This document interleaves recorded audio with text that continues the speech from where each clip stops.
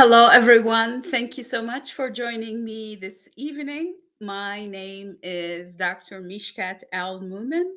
I am your brand ambassador with Quarantine Racism Educational Services and founder president of the Communication of Success, an independent consultancy firm designed to support nonprofit and educational leaders. Without further ado, today we will be talking about rebuilding the communication loop. So let's get started. So let's take a minute and think about what's a communication loop. So, first of all, sending the information. So, the first step to creating that loop is to send the information that you'd like to share. As an educator, as a community leader, you share a lot of information with your constituents, with your community members, stakeholders, and definitely as an educator, you would share information with your learners. Then the information will be received. So the intended recipient, the intended party would receive the information. But that's not the end of it.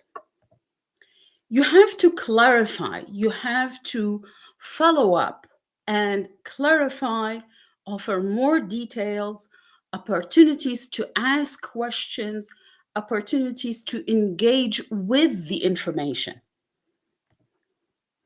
and then responding. So after you collected sort of the feedback, the reaction from the community, you would offer a response to it and then send again. So the loop is ongoing. It doesn't stop simply by sending the information or making sure it's received. Why it is important, why this communication loop is important. One, it builds trust. So once you give the opportunity to your stakeholders to engage with the information, offer you some feedback on it, how they perceived it, what it means for them. And then you respond, you follow up on it, and they see you following up on the information, changing, the policy, changing how you teach, changing how you engage with the community. That builds trust because the community feels heard. Prevent misinterpretation. How many times you received an email only for a couple of days after you would receive a clarifying email? So, to avoid all of that, you create this communication loop to continue the engagement, to continue, the opportunity to, see how the information will be implemented. In other words, you don't need to send an email, another email, clarifying what you intended to say. In terms of, the learning community, it helps students build self advocacy. It enables them to advocate for themselves as learners and as community members. Before we move any further, I want to share with you my personal educational journey. As a learner, I wasn't allowed any input, zero. And the teacher, later on the professor, they perceived asking questions as some sort of, a challenge, like I'm challenging their authority. I learned and studied at first in Iraq. My first day as a learner, the teacher slapped me on my face just because I used my left hand. She said, "This is the left hand of the devil. You should not be using it." So, in a way, the way she engaged with me, she sent me a clear message. I received the message, but there was no clarifying. I didn't get the chance to present or to advocate for myself to clarify why I do need to use my left hand. Also, I didn't get a chance to see how she would respond to that. Excuse me.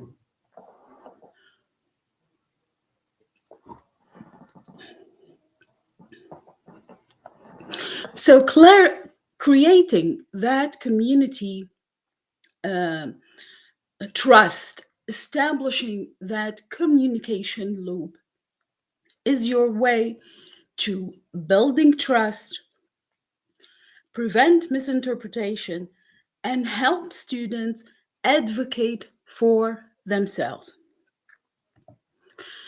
And I hear you. You would say, so what?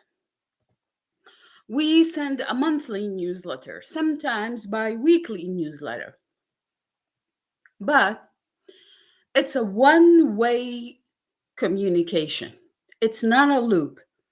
You are sending the newsletter, and parents, community leaders may read it, and that's the end of it. You would say, okay, but we post grades online, we give access. Yes, but not understanding. So, for example, as a parent, I may see my son's grade online, but I don't know the process, how we got there. Whether my son received an A or an F, I don't know how did we get there and how can I help? What's the teacher doing in the classroom to help? Is it the homework? Is it the way my son is studying? Holding parents meetings, which is really great, but sharing information is different than establishing a dialogue where the communication would go back and forth. These actions inform parents, but they don't close the loop. Also, just like I said earlier, the communication loop requires back and forth exchange. Now, keep in mind, it's not about hitting reply and that's it. People need to see change based on what they shared with you. So when they clarify, they need to see some change. So, in my story, where I shared with you how my elementary school teacher treated me, had she simply asked me, "So, why do you use your left hand? Do you know how to write with your right hand?" Just for the sake of the argument, regardless of, you know, uh, whether she should ask me that question to begin with. I could have clarified, and maybe, just maybe, she would have left me alone without hitting me or without, making it seems like I did something wrong. That's the back and forth that is required. It's not simply hitting the reply button to an email and calling it a communication loop. Let's see a side by side comparison. So that's your loop. And as you can see, it's circular. The information keeps flowing.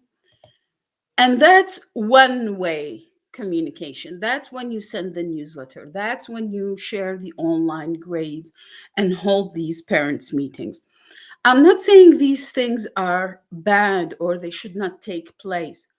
I'm saying they offer a different type of engagement than the communication loop. I want to share with you this story from the Graver Elementary School in Chicago. So let's see what's the problem there. And this is a video I found on their YouTube channel. It's a beautiful video made by students. They are celebrating their success. I'm putting it out there for you maybe to find it later, like it, and support these gifted students.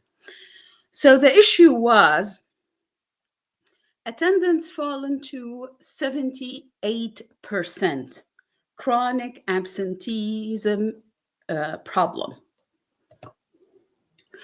Only 24% of parents show up to for report, for meetings and so on. And I'm highlighting these just to show you why you need a communication loop. I want you to think of the communication loop as an engaging education session where you were engaged with an activity, where you had a task to complete with your colleagues. And the other style of communication, the one way style, like a long lecture where you had to sit in your chair and listen to someone lecture at you. You may gather some notes, you may hear something useful, but at some point you will be disengaged. Families felt that they were disconnected from the school due to past negative experiences. And again, as I said, communication was one-way street. Let's see what changed. So, Principal DeLouch, and I want to give her a big shout out, rebuild trust by listening to families first. And I want us to stop a little bit to kind of analyze what's listening. Oftentimes, we take listening for granted. So, someone comes to your office, they talk, and you nod. You feel like you've listened to them. That's not listening.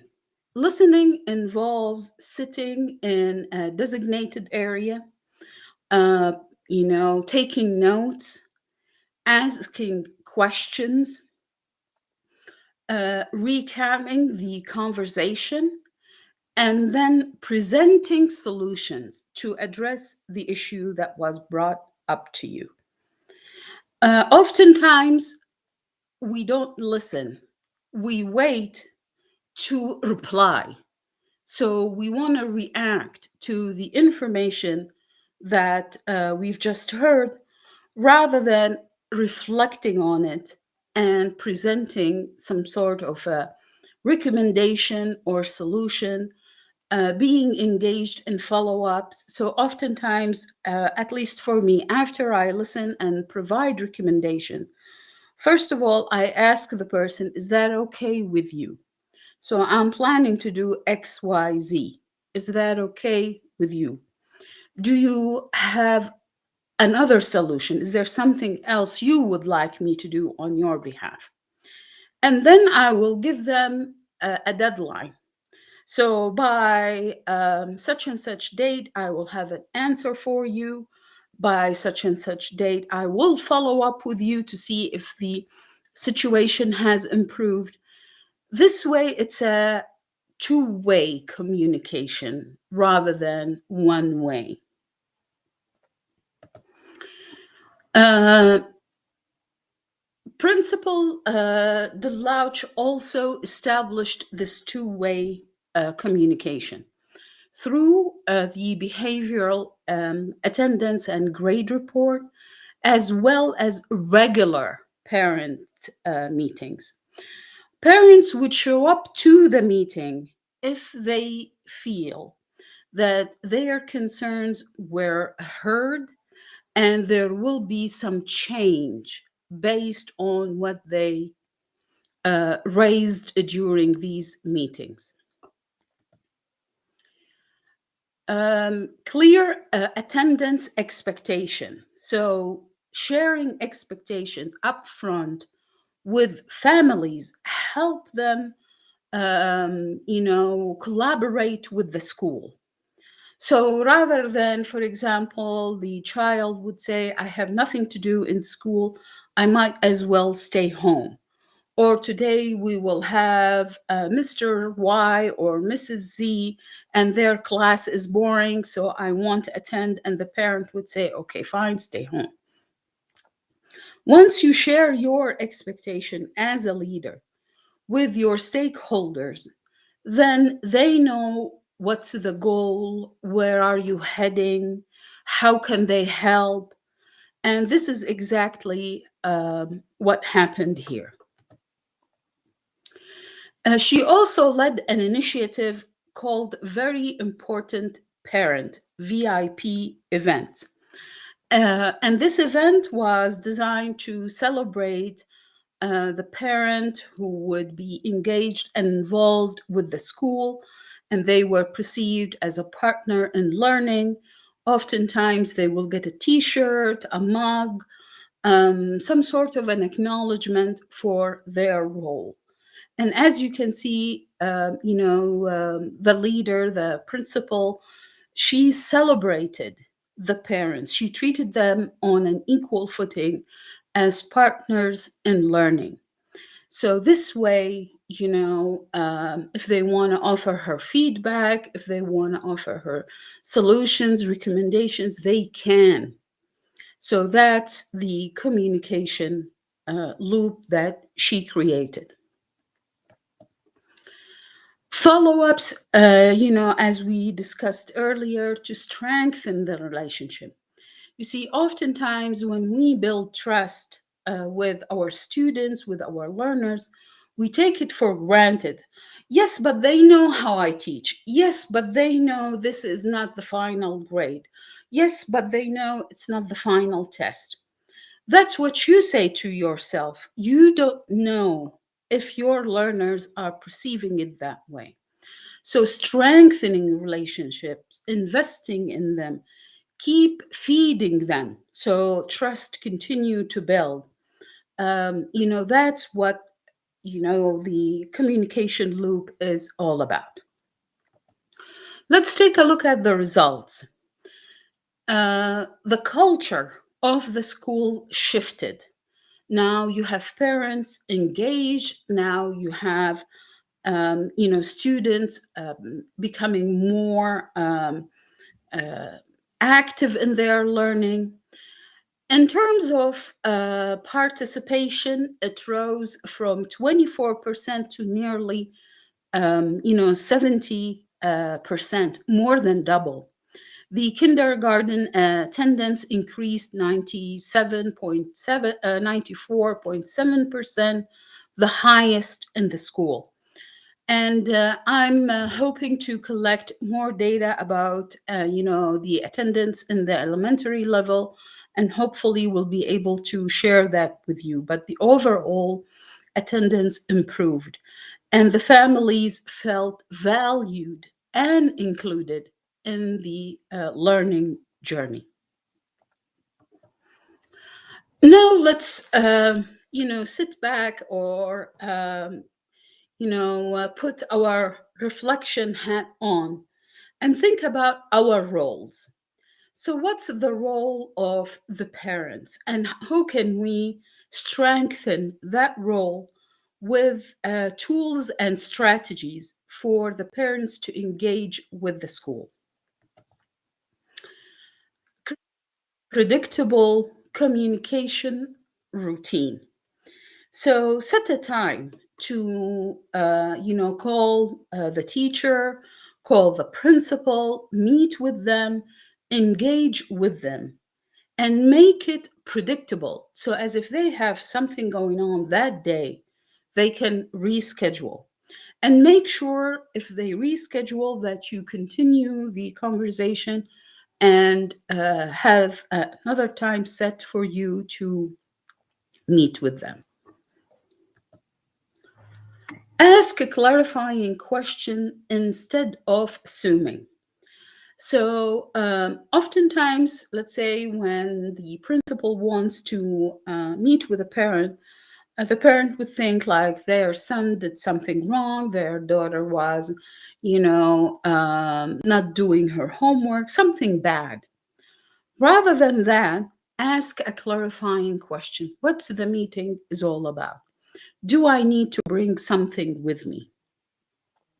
So, as when you attend the meeting, you have some sort of expectations that have been communicated in the process. And I'll give you also a tool for you to use.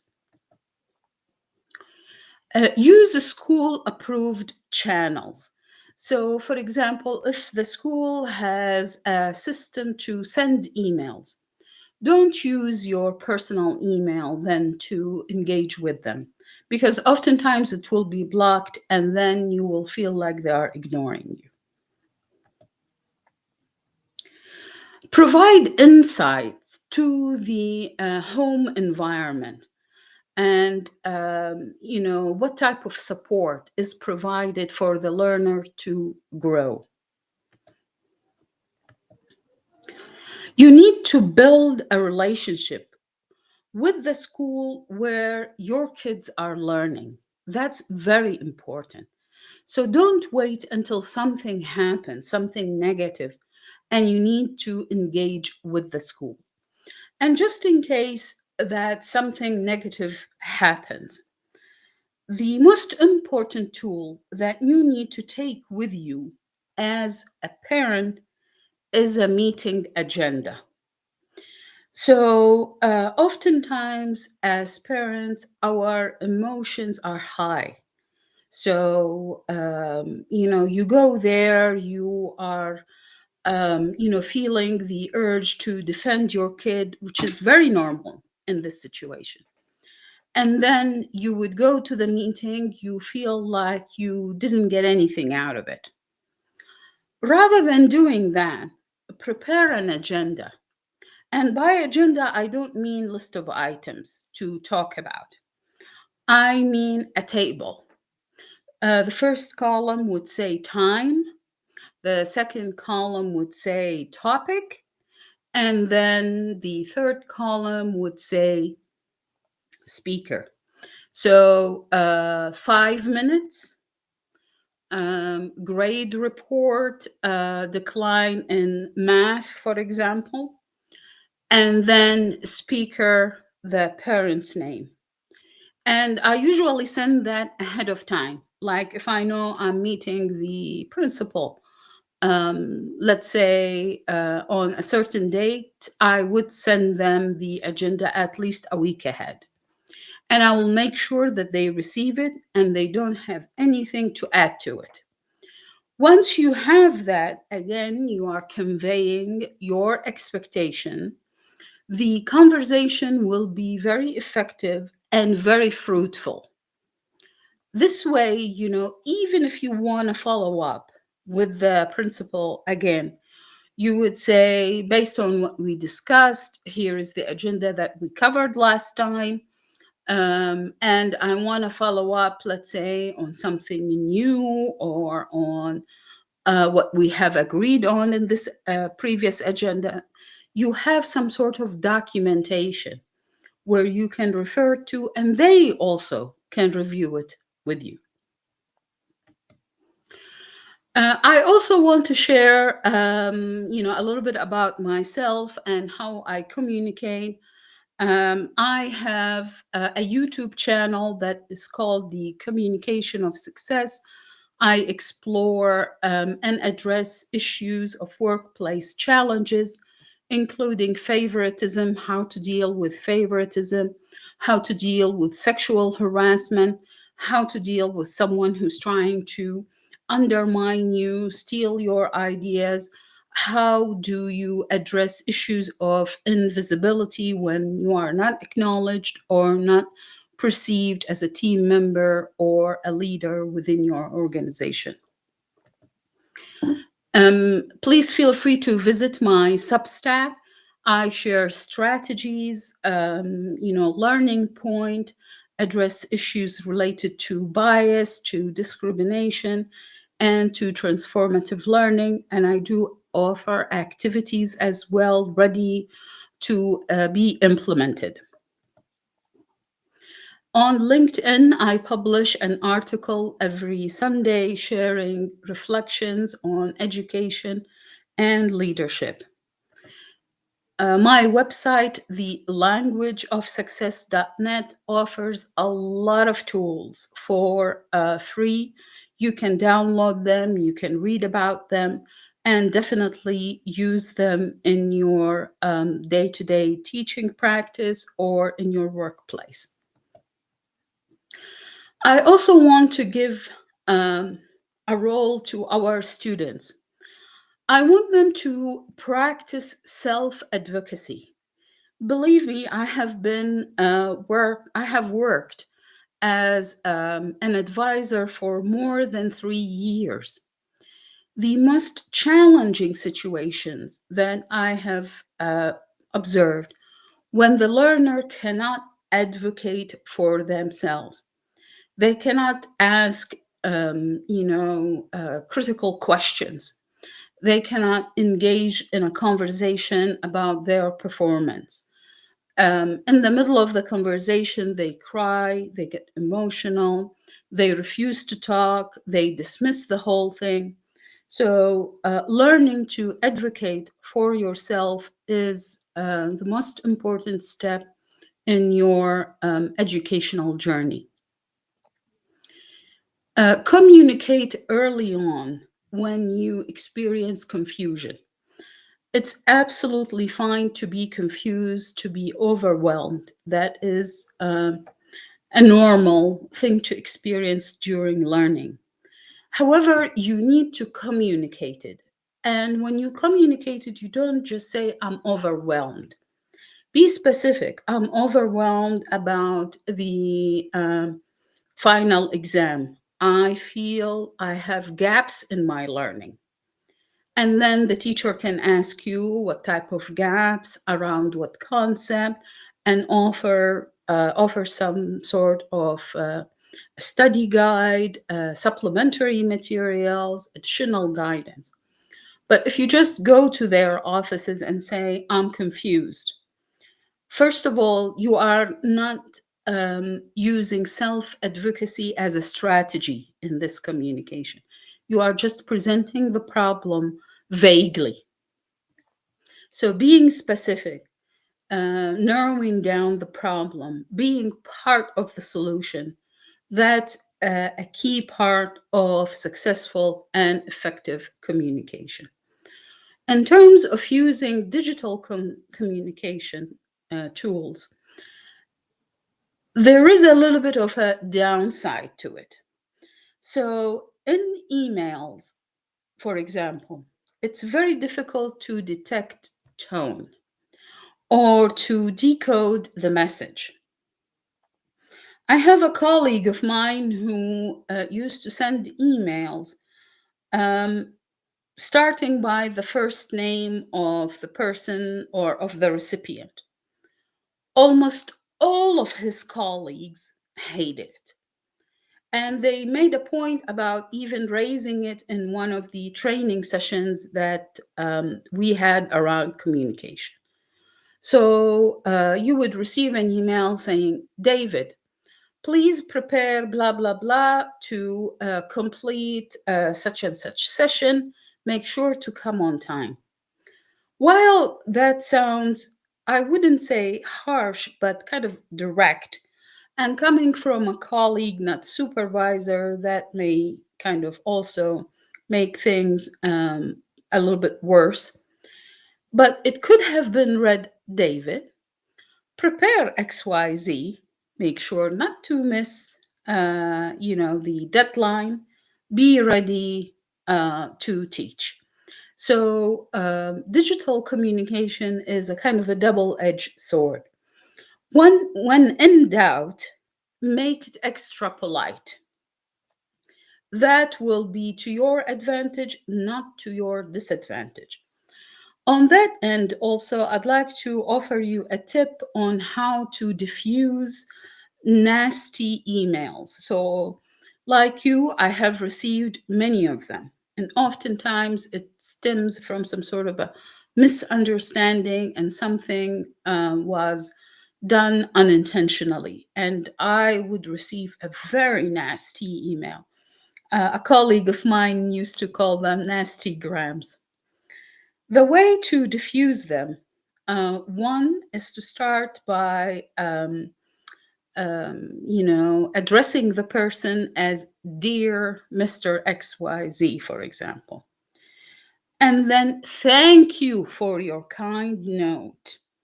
It's true, his note was not kind, but still, once you thank them for their kind note, it kind of cool the temperature down. And then slowly, start breaking down the misunderstanding, or offer the alternative version of what happened, things to that effect. And I usually conclude by saying, thank you again for communicating with me, or thank you again for raising this issue. Available such and such time if you'd like to discuss it in person. My phone number is listed in my signature block if you'd like to call me and talk about it in person. 99% of the time, I would receive an apology, an acknowledgement that it was something wrong on their end, and the situation will be resolved. It's true, there is still the 1% where the person, felt like, oh, they are thanking me for being kind. Let me give them more of it then. But there's always alternative C to reply, and hit reply to all, for example, or include the supervisor. You can escalate, so to speak. And each time, I escalated, let's say, included my supervisor, or they included my supervisor, their supervisor, the response will always be to my advantage. They would always tell them, see, she thanked you, she was kind to you, you became the aggressor. Usually that's the experience that I have seen. The other recommendation that I have for learners to engage in the communication loop is to track deadlines, feedback, and expectations. Some teachers, again, would not offer detailed feedback. Maybe they are busy, they have a lot on their plate. It's absolutely acceptable to seek additional feedback. Acknowledge what you've received and ask for more. If you have a deadline that you cannot meet, convey that early on. Build that trust with your teacher. Set the expectations right. um, you know all those students who set these expectations with me, they ended up seeking my professional recommendation, and I oftentimes 100% I would give it. One of them emailed me a day before the deadline, and I drafted the recommendation for him to attend school and submit it on time. Think of your teachers as your partners in this journey called learning. I want to take a minute to share with you my communication journey. I communicated across borders and cultures, whether it's coming from Iraq and the Middle East, communicating here in the United States, communicating in federal settings. I even testified in front of the Congress. Communication is all about, making sure that your intention, whatever it is being received as is. no more, no less. I also communicated in classrooms and courtrooms. I have a law degree and I represented clients not in the US but abroad. I communicated across boardrooms and ministries or departments, um, across crises, communities, and change. And if you want to explore my full story, please feel free to check my book. It has been released on Amazon.com. My recommendation for you is to buy the digital version, the Kindle version, or Apple version. It has nine sketches that I drew. The cover you see in front of you is my design and it features my sketch.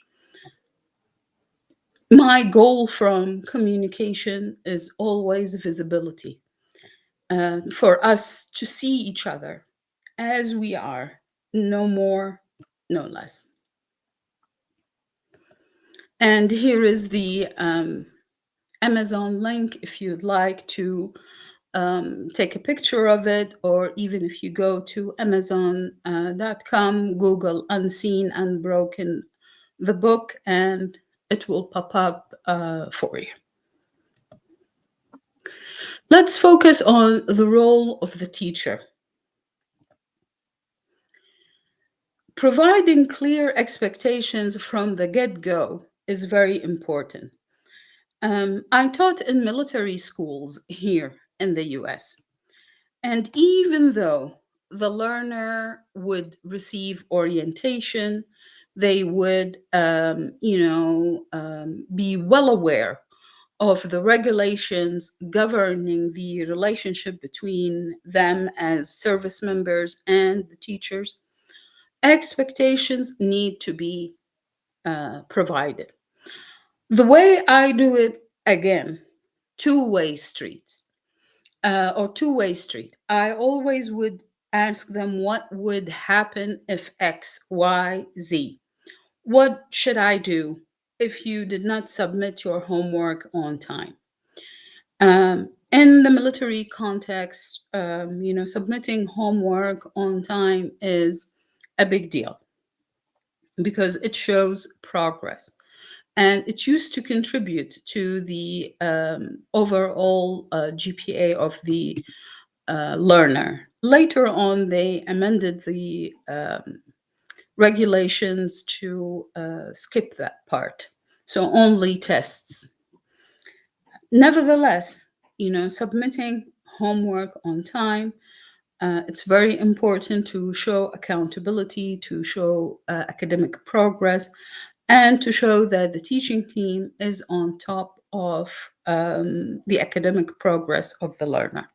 So I used to ask them that question, even though they know very well that if homework was not submitted on time, they would receive negative counseling, meaning the teacher would write them up. Rather than doing that, I would discuss a process with them on how to address these issues ahead of time. Communicate regularly with families. So, stakeholders, identify them. So, in the military context that I was in, the military units were kind of the equivalent of the families. So, that's why I, for example, would write academic counseling statements, positive counseling statements, and negative ones if the situation would call for it. Advisory counseling, I'm advising the student, like whether I'm warning them, if you keep on this route, XYZ will happen. Here are the alternatives, check them out. So the more you communicate, the better you are. And it has to be consistent. It's very important to discuss quality here. And I'll give you an example from my nonprofit experience. So oftentimes you would see nonprofits, especially the ones that are just starting up or new in the field. They would create a LinkedIn account, Instagram account, YouTube channel, Facebook account, all of the accounts possible, as well as a newsletter. Guess what? Because they have limited resources, and nonprofits, like 90% of the time, they have limited resources, they cannot keep up. They would post whatever, or the update on Facebook will be generic. Rather than doing all of that, focus on one and do it well. So, whatever communication channel you feel comfortable about, you feel like the community will be engaged more with you. In this case, the families. Do it and do it well. To give you another example, I took over a LinkedIn account of one of the organizations, the nonprofit organization that I was involved with. I increased followership by 2,000% in less than 8 months. Not because I did something unusual. What I did was create meaningful, engaging materials. One of the posts that I shared on LinkedIn resulted in a funding opportunity. A previous donor called me and he said, I like this. We used to do this. I called the previous leadership. I didn't get an answer. I'm deeply interested in a funding opportunity about that, or discussing a funding opportunity with you about that topic. So once you do something well and you do it constantly, results will appear. Now, I have to be honest with you, results take time. So don't expect a massive change after a week or two. And I'm being very honest here. You have to keep doing it, sometimes for months, to see the results. But don't drop the ball. Don't say, oh, no one cares, so I'm quitting, which is another thing also that I experience with a nonprofit. This account is not doing anything, it's just sitting. Let's cancel. This donor is not responding. Let's, not talk to them. Be consistent. It's very important to do it well and to be consistent. Listen to students and parents' concerns. In terms of listening to students, again, it's not about nodding, or it's not about telling them, okay, yes, I'll check and let you know.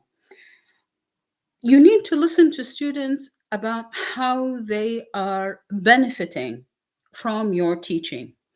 And what I used to do, I used to stop the my teaching session like 5 minutes early. I had a small class, around 6 students, and it was intended that way. So, the entire section may be like 20 students, but they will be divided into like 6, 6, 6, and so on and so forth. And then I would go around the room and I ask the students to give me feedback. Am I benefiting you? Am I helping you achieve your goals? And usually it takes a couple of minutes, to assure them that I will not, use it against them. I will not take it to heart. I will not, impact their grades if they said like they are not benefiting from me. And make sure, that they feel safe to talk. And they would go around the room. They would say whatever on their minds, and I would suggest solutions. So, one learner once told me that he felt I was moving too fast. And even though, we have to cover certain materials in, under certain amount of time, I told him, I really appreciate that you brought it to me. I am going to give you a sign, because he said he didn't feel comfortable raising his hand, interrupting me, interrupting the flow of the class. So I told him, tomorrow I'll give you a sign, raise it each time you feel like I moved fast and you didn't understand. That student later on graduated with flying colors. And it took him only a couple of tries to use the sign until he got the hang of my rhythm and I got the hang of his rhythm. So it takes a little bit of, um, I sometimes call it a dance, to figure out the rhythm of the classroom, the rhythm of the students. And, on their end, they need to know how to engage with you as a teacher. Sharing data early, and this is really very important. In terms of sharing data early, is not about just giving them the information. Sometimes they know the information, but they don't know the impact of it. And I'll give you an example from, again, my military experience. So all students know that when they fail a test, it will impact their GPA. And sometimes by a lot, sometimes by a little, but they also know that they can recover. Next time they pass the test, the GPA will be a little bit better. The thing that they didn't know early on was, once they fail the first test, it will take them 4 tests to for the GPA to recover. That part they didn't know. The other part that they did not know was the materials will go up in levels. So the first test will be kind of exploring lower level materials. But the second test will explore a little bit of the higher level materials, making it a little bit more difficult for the learner to pass. Once they knew that, so many of them, worked so hard to pass the first test. That's sharing data early on. It's very important to teach learners how to advocate for themselves. If the learner doesn't advocate, um, for their best interest, no one will. Even we as a teachers, we may see an opportunity to help out. We may do it once, twice, but if the learner is not engaged with us, we feel like it's a one-way street again. I'm dedicating all my energy to that learner and I don't see any engagement on their part. So maybe I should focus on the other learner who also needs my help and support. So, helping students and guiding them on how to self advocate is really a key component to their success as learners and also as future employees. As I said earlier, building trust comes from being accessible, from being reliable. If you tell them, I would do this, do it. Also, don't treat listening sessions as a check mark session. You check it off your list, we are done, that's it. And again, I can give you an example from my military experience. After each test, we used to tell, or we used to issue academic counseling statements. We tell the learner how they did, how can they, or how they should improve. Well, couple of issues. First of all, if the learner did well, how can we help them more? So they passed the test, they did very well. What else can they do? Or the learner continues to fail, and we keep telling them, for example, study hard, do more of this, do more of that, to no avail. Make them part of the solution. Have a conversation with them. Why you feel like you are struggling with this? How can I help you? Have you tried this method? Have you tried this approach? Did you read this book? And so on and so forth. You create a welcoming classroom environment where the learner can convey the concern they have in their minds. For institutions, they need to create pathways. So they hold the policy for conducting classes, the policy for providing education, but still they need to create a pathway for communication to collect feedback from parents and stakeholders. Make sure to have multilingual tools. I haven't been to a class where one language is being spoken and that's it. Learners come from different backgrounds and different, linguistic backgrounds as well. All of that needs to be accommodated. Train staff on empathy centered communication. And, so many educators, they think empathy is weakness, they think it's time consuming. Honestly, it's neither. Empathy means that you are willing to listen and support. That's all.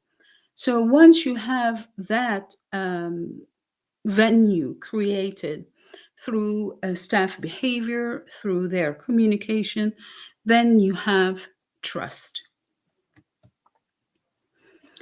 I cannot emphasize,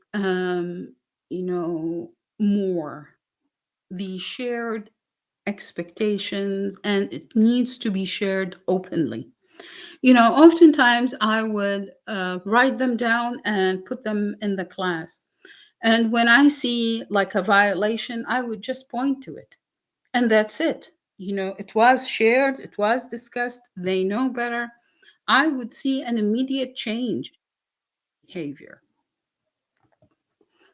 I also want to give you an amazing resource that we have at the Quarantined Racism Educational Services.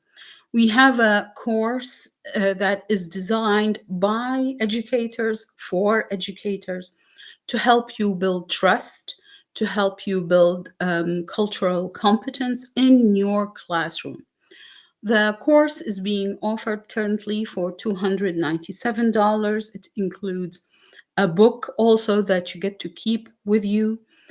Please feel free to visit the website if you would like to, purchase the course. Feel free to take a snapshot and use the URL provided for you. The course is approved in 6 states as part of professional learning development for teachers. It's really an amazing tool that will help you build trust and cultural competence, create an inclusive learning environment in your classroom. If you want, you can definitely ask your school administrator to buy it for you. If you want to write a grant to purchase the course, feel free to reach out to me on LinkedIn or Substack, and I'll be more than happy to help with that regard. Our closing reflections. Strong communication loops turn families, teachers, and students into true partners. That's what you want. As a teacher, as an educator, you don't want to go into this journey alone. You want to have partners, not one, but many. And you will find them in families of your students, in your students themselves, and they can support you to completing this journey successfully. When everyone is heard and informed, students will show up. They want to learn, they want to be engaged, they want to succeed. They need to be heard first. The question, for moving forward is simple. Are we communicating, or are we partnering? Are we creating this communication loop? Are we just sending information? And, I don't have anything else to share with you this evening. I thank you for being here with me. Please feel free to reach out to me on LinkedIn, Substack, YouTube. Feel free to subscribe to my channel for free and support my work. I absolutely hope to see you again soon. Thank you and have a wonderful evening.